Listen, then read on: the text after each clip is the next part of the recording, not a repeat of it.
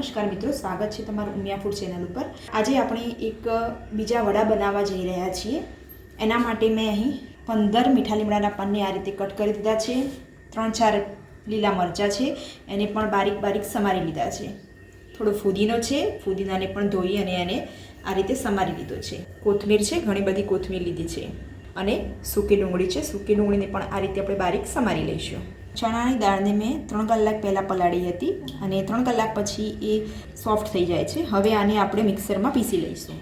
પાણી નિતારી અને પછી જ પીસીશું, કેમ કે આપણે એકદમ ફાઇન પેસ્ટ બનાવવાની છે આની। હવે થોડું પાણી એડ કરીને પીસીશું। પહેલાં આપણે એકદમ ચણ કરી લેવાની છે અને દાળનું જ પાણી અહીં મેં લીધું છે। આ રીતે મિક્સરમાં પીસી લીધું છે અને થોડા દાણા આખા રહે એવું જ આપણે કરવાનું છે। જેમ બને એમ ઓછો જ પાણીનો ઉપયોગ કરીશું। હવે આપણે આ મિશ્રણમાં 2 ચમચી જેટલો એના બાઇન્ડિંગ માટે ચોખાનો લોટ એડ કરીશું। જો ચોખાનો લોટ ના હોય તો તમે કોર્નફ્લોર પણ એડ કરી શકો છો।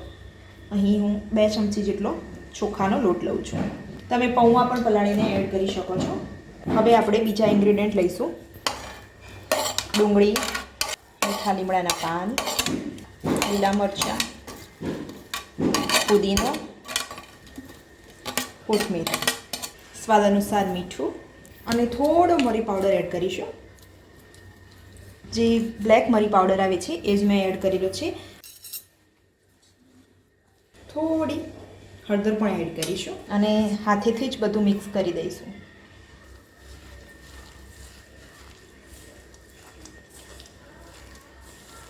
વડા બંધાય એવી કન્સિસ્ટન્સી આપણે રાખીશું અને જો એવું લાગે કે હજુ મિશ્રણ ઢીલું છે તો તમે અંદર બીજો લોટ પણ એડ કરી શકો છો।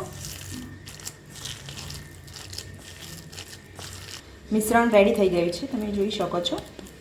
એકદમ સિમ્પલ રીતે આપણે આ વડા બનાવવાના છીએ, જે સંભાર સાથે ખૂબ સરસ લાગે છે। હવે હાથને ભીનો કરીશું। આ રીતે હાથમાં થોડું પાણી લઈ હાથને ભીનો કરીશું।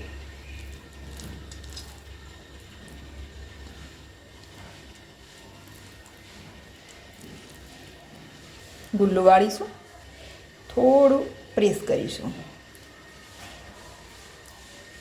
થોડું શેપ આપીશું।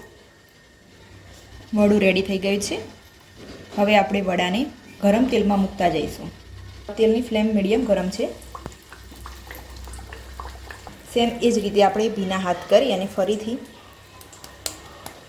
આ રીતે વડું મોટું કરીશું અને એ જ તેલમાં ઇઝીલી આપણે અંદર મૂકી દઈશું।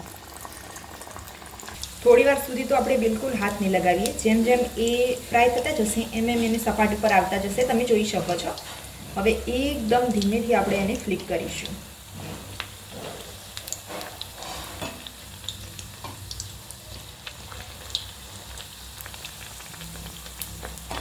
હવે આપણે ગેસની ફ્લેમને હાઈ કરી દઈશું અને હાઈ ફ્લેમ ઉપર જ ફ્રાય કરીશું।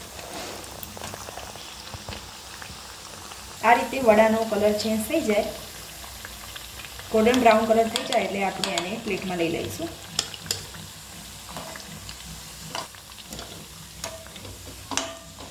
હવે સેમ એ જ પ્રોસેસથી પાછા ગુલ્લા બનાવીશું